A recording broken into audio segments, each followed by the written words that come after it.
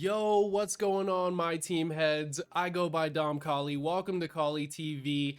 In this video, we're going to be breaking down the new Hunt for Glory camouflage cards, seeing which ones are worth your hard-earned MT and which ones to just avoid altogether. Before we get started, if you're new to the channel and haven't hit the subscribe button yet, please consider subscribing and liking the video as we are on the way to 1,000 subscribers, the Holy Grail.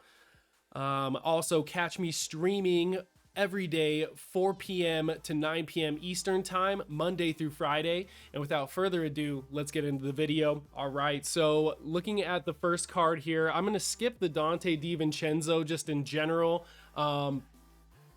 It's a card I think you'll pull out of a pack in no time, but won't really be useful for anything besides maybe some limited stuff going forward, but probably not even that. So we're going to just skip right over the Dante DiVincenzo card and go into this Kirk Hinrich card, another card that isn't necessarily going to be a card you'll use very much, but I'm just going over him in general right now because he's a good budget option, probably a guy you'll be able to get for 3,000 MT or less even off the jump. So depending on limited games going forward or over the weekends, this Heinrich might be a guy to slot in as a nice defensive option for not that much at all. So just looking over him really quickly, he doesn't really have anything that stands out offensively. He does have a good enough three-point shot, and I've shot with this Kirk Hinrich, other versions of him.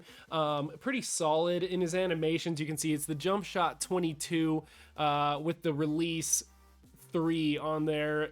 Timing and contested are both normal. So not a bad card, but defensively is really where you'll find any sort of value out of him. The 95 defensive consistency is good. The 93 steal, pass perception, lateral quickness, help defensive IQ, and he's a little bit sparing on the perimeter defense. So again, not really a card you're going to use for anything besides maybe some limited going forward. But switching over to our diamonds and up, we got Tony Allen here, who we all know is a very good defensive card. Or it just always is a good defensive card, I should say. As you can see here, 84 offensive, 99 defensive. His wingspan is 6'9", even though he's 6'4", so not the tallest guy. I mean, obviously, if you have Cliff Hagan or Dan Marley in your shooting guard positions, I still think those are better options if you're just jumping into some unlimited, trying to get the toughest squad out there. So I really think for this Tony Allen, he's kind of just a defensive substitute at best. Depending on what he's going for in the auction house, he may be a card you just want to wait on. I can't really see you using him for more than, you know what I mean, just defensive related stuff. Trying to get a late game sub in to really lock the game away, something like that. But as you can see, his perimeter defense is a 96. His interior is an 80, but he's a 6'4" guy. So, you know, that's not bad for a 6'4" guy.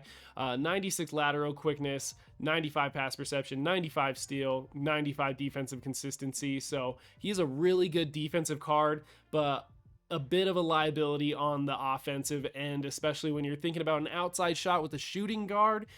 You definitely want that to be more than a 77. So a card I really feel like is gonna be, you know, a really good defensive substitute at best. All right, moving on to cards that you'd consider getting. I think right now this John Havlicek is going to be going for a little bit too much in the auction house, at least on this first day that these cards have launched. But still a really good card at 95 offense, 98 defensive. If we look at his shot animations, he's got the jump shot 17, release 7. His timing is normal, so he's an okay shooter. 91 three-pointer for John Havlicek. 93 mid, 93 close. So he's almost like a, well, yeah, he's like a Terry Dishinger without the dunk ability. And it's like, well, if he's like a guy but without a certain trait, why wouldn't you just get the other guy? And that's kind of where it stands with this John Havlicek. Looking at his defensive statistics, one thing that does stand out that's not on defense is his stamina and hustle. Both are at 97, so that's good. Interior defense, he's lacking a bit. Perimeter defense is a 91, which is solid. Help defense, lateral quickness, 94. Pass perception, 92. 95 steal. Defensive consistency is 95. Yeah, so a really, he's not bad, especially if you like his shooting animation. But I think he's kind of like a worse version of Terry Dishinger. So, if you're a worse version of something, go with the other guy. So I'd say if you have that Terry Dishinger, that's the guy to go for, considering they're probably going to be around the same cost MT wise right now. So if you got the MT to splurge on one of those guys, I'd say still go with Terry Dishinger, but a solid card with John Havlicek. Lastly is the Dennis Rodman card. There's two of these cards that came out, the NBA 75 version. I believe the Hunt for Glory Camouflage version is the one that's fully upgradable when it comes to upgrading badges. But as you can see here, an 88 offensive, 99 defensive. So a really solid defensive card. I think gameplay wise, he's going to be crazy on the boards. I really don't love the shot animation with this Dennis Rodman. Set shot 17, release 72. He's got a normal release timing. And I've just never really had a great time taking shots with the worm, but at the same time, you know what I mean? It's just a matter of practice before you get kind of good with the guy. His 83 three-point shot puts him decent in the corners, I think, which is the main thing. But a really fast car. His stamina is a 98, his hustle's a 98. All of his defensive stats are a 95 or greater. So he's going to be an amazing card when you're just talking about defensive lockdown. And for a power forward position, that's not a bad thing at all. But yeah, 97 interior, 95 perimeter. His help defense, lateral quickness, steal, all 97s. Pass perception's a 95. His block is a 98. His defensive consistency is a 95. Rebound-wise, 98 across the board. So yeah, he's going to be a board getter. This is literally the Dennis Rodman the Bulls got just to get boards. So that's the card we're looking at here. Moving on to his badges, as you can see, finishing and shooting, playmaking, all just gold badges there. But defensively, he's gold everywhere on the badges, and where he's not gold, he is Hall of Fame. He's more Hall of Fame than gold, I should say. But yeah, ankle braces, ball stripper, box, clamps, hustler, interceptor, intimidator, menace, pickpocket, pogo stick, post lockdown, rebound chaser, rim protector, tireless defender, worm, all are Hall of Fame. So that's pretty good. Brick wall, chase down artist, defensive leader, off-ball pest, pick dodger, all upgradable as well. He also has the enforcer personality badge and expressive. But yeah, defensively, if you're looking for a defense-oriented team, which a lot of my teamers are right now because defense is winning a lot of games for teams, this Dennis Rodman is going to be a good addition. The only problem here is the cost of this Dennis Rodman card, which right now, as I'm in the auction house, I can see the most current bid going for 342,000 MT. So with that in mind, is this Dennis Rodman worth it? Which is why we're kind of here, I guess, because as you can see, all the other cards are solid, but at the end of the day, not necessarily cards you need. This Dennis Rodman is a card that you may consider, a card that you might need, but the question really is, do you have 342,000 MT to spend on this Dennis Rodman?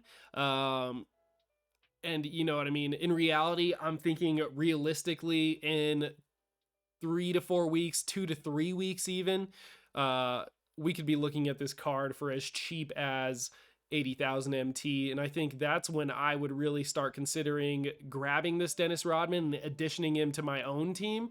Right now, there are some other power forwards that are already available. The Maurice Lucas card, for example. I have a 96 Moses Malone card that's super solid as well. The Pink Diamond Tim Duncan card, all of which I would say are in consideration for just as not just as good as this card defensively for sure, but interchangeable, let's say that. So all those things considered, I don't know if any of these cards are really anything to gawk over, at least for now. I think this Dennis Rodman is an amazing card and will definitely help a team out defensively, but it's going to cost the average 2K player pretty much all of their MT earned up to this point to even get him. So I think the way it stands right now, it is in your best interest to consider getting this card maybe 3 weeks down the line, 2 to 3 weeks down the line, when the MT makes sense. To me, it doesn't really make sense to go for this card until it sinks below that 100,000 mark. But hey, man, I mean, if you need an immediate star on the defensive end and you don't have anybody who's really helping your team out defensively, this Dennis Rodman's a great addition. But that is it for this breakdown here of the new Hunt for Glory camouflage cards. We did skip Dante DiVincenzo. Sorry, man. I feel like you guys are going to get that card anyways. But again, if you guys are new to the channel, if you've made it to the end here, please consider liking this video and subscribing to the channel as we're on the way to the Holy Grail 1,000 subscribers. Guys, I go by Dom Collie, and I'll see you in the next video.